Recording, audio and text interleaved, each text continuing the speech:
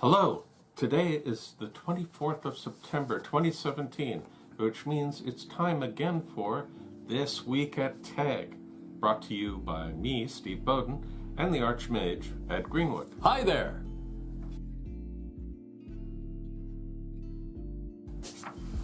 This week, we have a lot more information for you about Folklore The Affliction. Yes, we asked the creators of Folklore The Affliction, Twinfire Productions, several questions, and they graciously provided a wealth of answers for us. So for now, pretend that I'm Twinfire, as in I will voice their answers. Right. What exactly is the veil? Where did it come from? And why is it weakening now? The veil is the barrier between our world and other dimensions, the closest of which is the spirit realm. It was erected by the divine and cemented by the great deluge that so many cultures describe in staggeringly similar detail.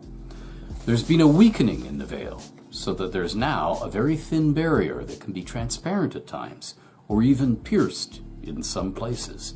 Most mortals don't perceive this, but increasing ghostly and supernatural occurrences herald this eerie truth. So the name of this setting, why is folklore called The Affliction? Afflictions are unique beings who become powerful enough to plague our world. They may be from our own dimension or another. Afflictions come from the mortal realm, the spirit realm, from among the occultists, the shapeshifters, the demonic, the undead, and even from raw nature itself. Where did the original inspiration for Folklore The Affliction come from, and what makes it special to you? Inspiration came in many forms. Primarily, there was a passion to tell stories from our ancestors' point of view, resting on the notion that things that live in the darkness and go bump in the night are real and should be defended against.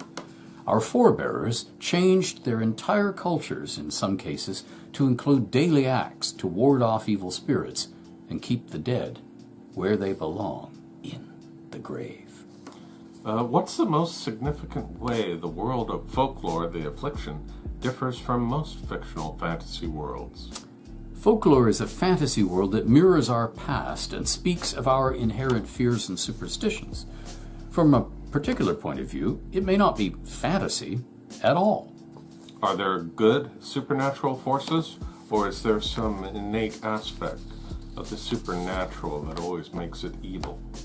Good or benevolent supernatural forces do exist. Some are patient and quiet. Others are at work molding the fabric of time and events below the surface of perception, sometimes in response to the needs and supplications of mankind. Humankind. In some cases, supernatural evils cannot be fought by man alone. And if it were not for the highest form of benevolent being, the divine, the maker, perhaps all would be lost. Humankind do not wield the positive forms of power, rather they are a conduit for it. Mortals experience a stronger affinity for the power of the good and are more likely to suspend the laws of nature through belief, prayer, meditation, or dedication to the divine power.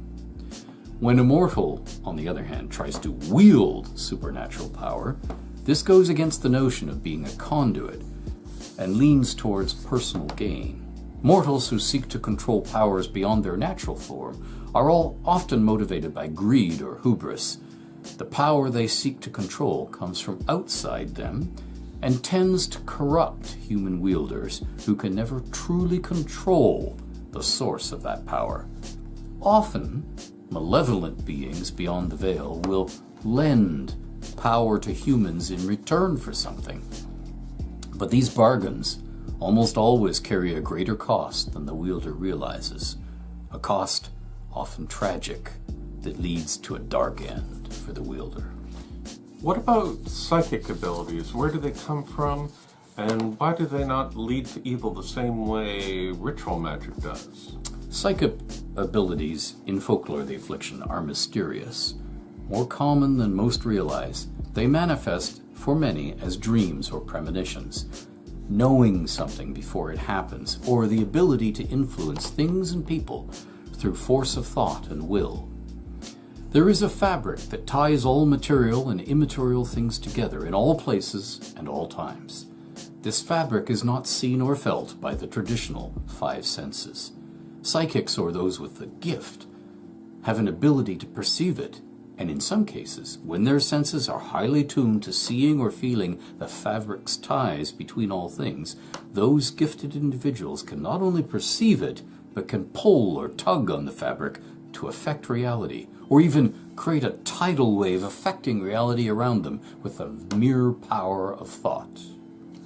If you had to compare Folklore The Affliction to some other fictional world, which one would you compare it to? There are many that come to mind, actually. Similarities in tone can be found in tales such as Salem's Lot by Stephen King, many of the stories by Poe or Lovecraft, and Fantastes by George MacDonald. I don't suppose there is a single example. Look to the epic tales of many historical cultures, from the Kalevala to the Mahabharata, and to the writings of our nearer ancestors, and you will find folklore in their pages.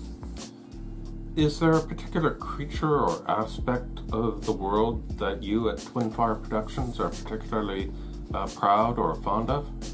What we are particularly fond of is the plausibility that the events in folklore reflect a version of history that has its roots in modern science. For example, current scientific theory strongly suggests that the primordial molten crust Earth seething with lava was struck by a rogue planetoid that we now call the Moon, or Luna. It further posits that this collision was titanic in scale and that some fraction of the Moon must have mixed its minerals into the Earth, much like taking a large ball of blue Play-Doh and smashing a smaller ball of yellow into it and mixing them a little so you can see swirls of both hues. What was left of the Moon spun off into nearby space and eventually became as we see it today. Folklore takes this formative event and weaves it into the fabric from which its stories are born. Folklore's version of these events says that this alien moon is very different in composition than our native Earth's substance. The moon's molecules are incompatible with the Earth's and are inherently ever-changing and mutable.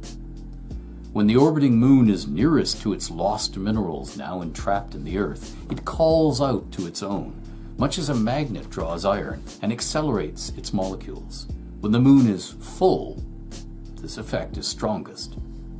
Through the eons, the earthbound moon rock has become exposed in small cavities on the surface of the planet, or protruding from fractures in the ocean floor.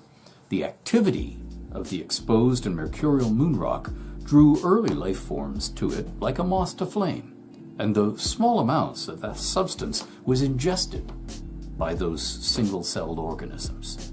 Once ingested, the moon's minerals fueled a chain of events within those organisms and led to what we now call evolution. Larger life forms would eat the smaller ones that had ingested the moon rock and then begin to change themselves as the moon drew near. Eventually, this led to more advanced life, and in rare circumstances, a few life forms ingested dangerously high concentrations of the moon minerals and became morphological monsters. The idea of lycanthropy has its roots in this series of events, but you will have to explore the world of folklore to know more. Was it always intended to be a board game, or did you consider other ideas, like role-playing games? Folklore was, at its inception nearly 8 years ago, intended to be much more than a board game. It was a place where stories could be born and told in a modern-day version of what many cultures have recorded since the beginning of history. The board game, Folklore The Affliction, created by us at Twin Fire Productions, LLC, and published by Greenbrier Games, is the first product that has materialized as a vehicle to not only tell those stories, but experience them as a light role-playing board game system. The board game currently consists of 2 large boxes and a whole product line of miniatures, expansions, and card decks to go along with it. The stories and backgrounds run deep on many levels, and envisioning other media based on folklore, such as works of literature, graphic novels, and video, are very much in line with what we intended when the IP first took form. We are excited about the ways in which folklore will inspire creative minds to want to play in its fields and pastures. Were there any challenges you had not anticipated during the development of the board game? Sure, more than we can count.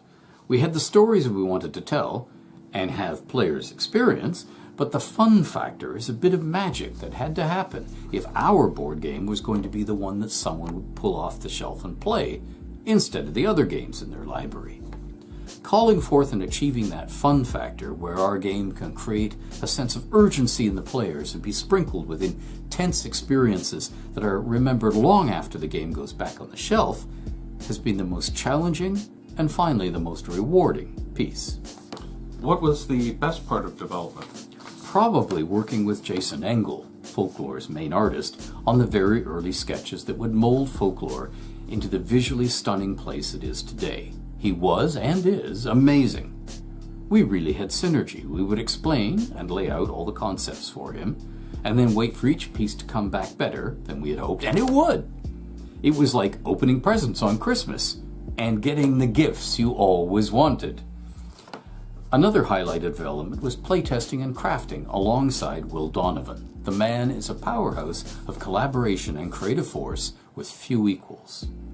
We have shared a unique vision that continues to be as exciting today as the day we started the company. What was the worst part, and how would you have done things differently to make it better? Twinfire told us, "This one is really difficult. I think it must be the times where we had come to the realization that the road we had traveled had veered off the true path.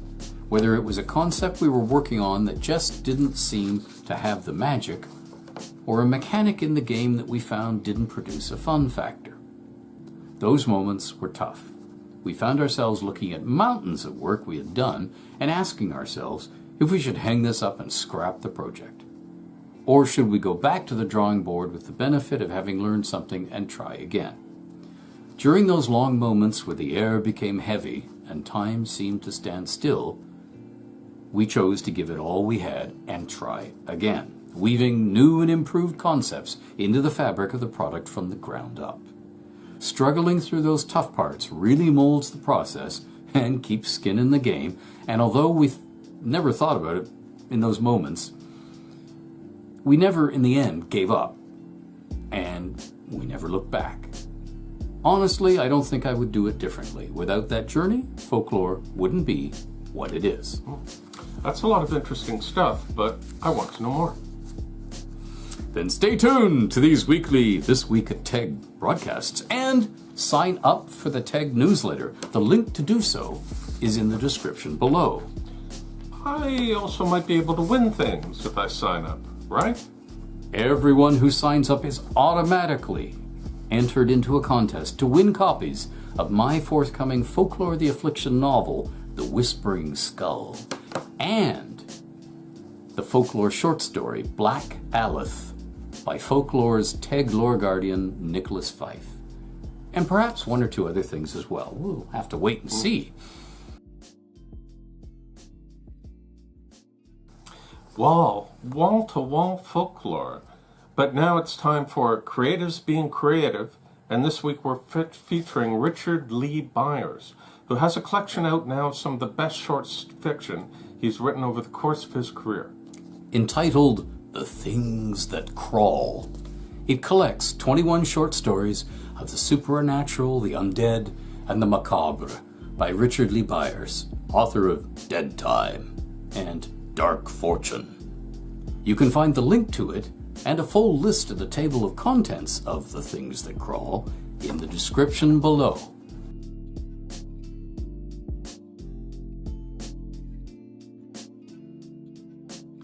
As September wanes and October approaches, more and more people are getting into the mood for the surreal, the unusual, and the downright creepy. And we here at TEG have specialists in the surreal, the unusual, and the downright creepy. So in this week's giveaway, buy the Hellman novel Of the Essence by Gabrielle Harboy and get Ed Greenwood's second Hellman book, My Talons in Her Throat, for free. Of the Essence. When a powerful daemon is murdered on modern-day Earth, all signs point to one likely murderer, Teru, the daemon who was his direct enemy throughout the dynastic war on Arant. But Teru knows someone else has access to her unique power. Quills, a back-alley magic dealer who once took a sample of Teru's essence as payment. Now the murdered daemon's followers are coming after Teru, and Quills has to track down the real killer and clear her client's name. If she doesn't solve the murder in time, she'll be the one who takes the fall. My Talons in Her Throat. Transformed by his daemon lover, Shanklin Ampledar stalks Earth, hunting the Auroran he still loves, but must slay or die himself. Powerful daemons hunt him, thinking he's the Auroran whose shape he now wears. And she's so hated and feared that none of the hunters want her death to be swift or gentle. So get your All Hallows Eve fun started early with this buy one, get one free offer, exclusively at the Onder Emporium. Helpful link below, of course. And we've covered a lot of ground, so no more talking from us. It's time for you to go out and grab your taste of Folklore The Affliction and see what our newest setting is all about. Scary, very scary. Good night and keep calm for now. Sure, I'm always calm when surrounded by crazy writers. Bye. Bye.